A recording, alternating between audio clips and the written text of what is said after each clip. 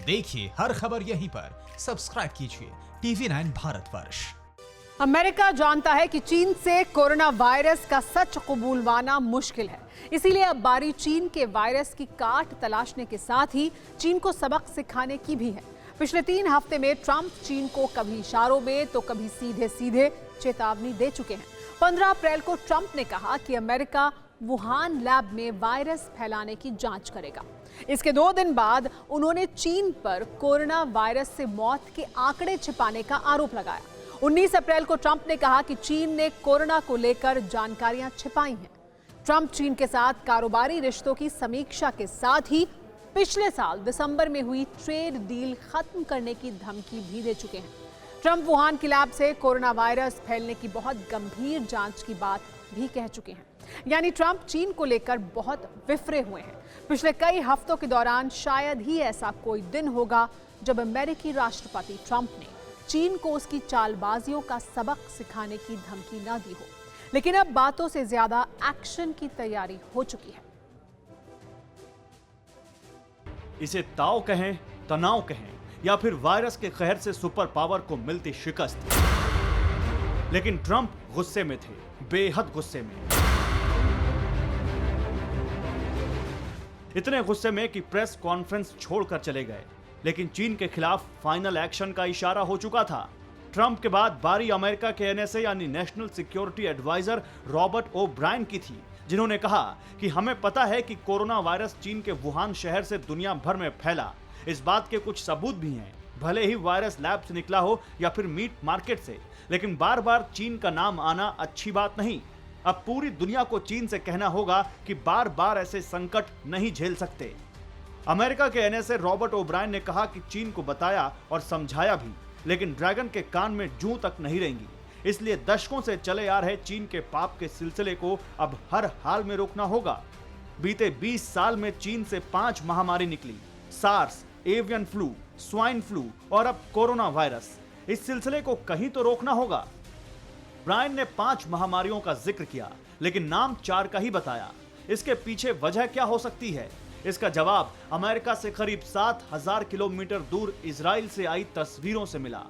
चीन को उसके पाप की सजा देने के लिए ट्रंप ने पोम्पियो को मैदान में उतार दिया है।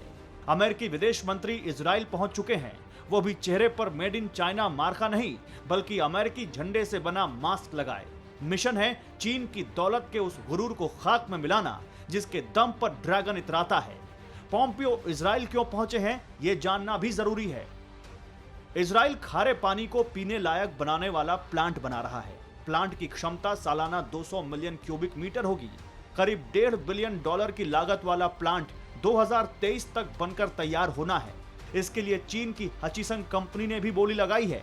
प्लांट को तैयार करने वाली कंपनी के नाम का ऐलान 24 मई को होगा। अमेरिका इस बोली को किसी भी कीमत पर चीन के हाथ नहीं लगने देगा। इसी डील को ब्रेक करने के लिए माइक पोम्पियो ने तेल अवीव का रुख किया, जिसका असर भी नजर आया। इजराइल ने अमेरिका से कह दिया है कि वो चीन की कंपनी से करार पर फिर से विचार करेगा। कोरोना ने 3 महीने में दुनिया के हेल्थ और इकोनॉमिक सिस्टम की जड़ें हिला दी हैं। ये साफ हो चुका है कि वायरस वाली महामारी अब दुनिया की राजनीति और कूटनीति को भी बदलने वाली है। इजराइल जाने से पहले अमेरिका के विदेश मंत्री माइक पोम्पियो ने दुनिया के ताकतवर देशों के साथ एक अहम मीटिंग की।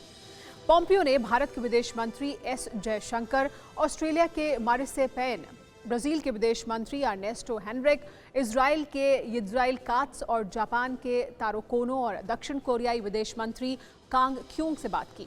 करीब 75 मिनट तक हुई इस मीटिंग में कोरोना की वजह से आए संकट से निपटने के लिए अंतर्राष्ट्रीय सहयोग, पारदर्शिता और जिम्मेदारी तय करने को लेकर चर्चा की गई। इस बातचीत को अमेरिका के चीन पर लगातार दबाव बनाने की रणनीति के अगले चरण के तौर पर देखा जा रहा है।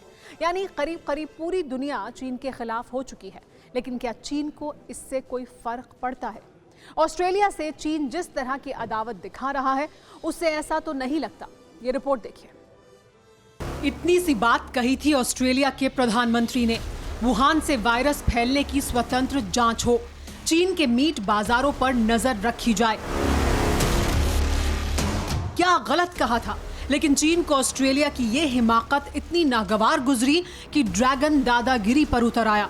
उसने क्या क्या किया इसे भी जान लीजिए। चीन ने ऑस्ट्रेलिया से इंपोर्ट में बड़ी कटौती कर दी है। ऑस्ट्रेलिया के 4 मीट प्रोसेसिंग प्लांट को ब्लैकलिस्ट कर दिया है।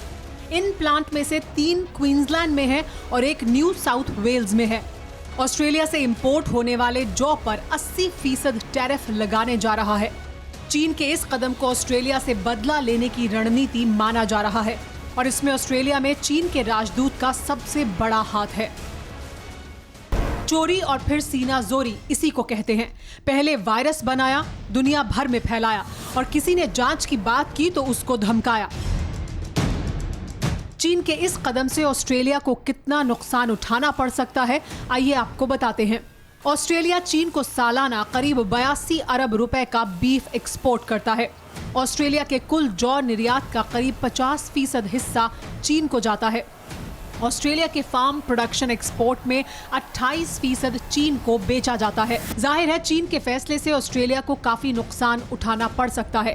बावजूद इसके ऑस्ट्रेलिया चीन के वायरस वाले पाप का हिसाब बराबर करने से पीछे नहीं हटना चाहता है। ऑस्ट्रेलिया ने साफ कह दिया है कि चीन भले ही कितने भी दांव चला ले, अब पीछे मुड़ना मुमकिन नहीं है। न्यूज़ टॉप 9 रोज सुबह 7 बजे और शाम 7 बजे सिर्फ TV9 भारतवर्ष पर।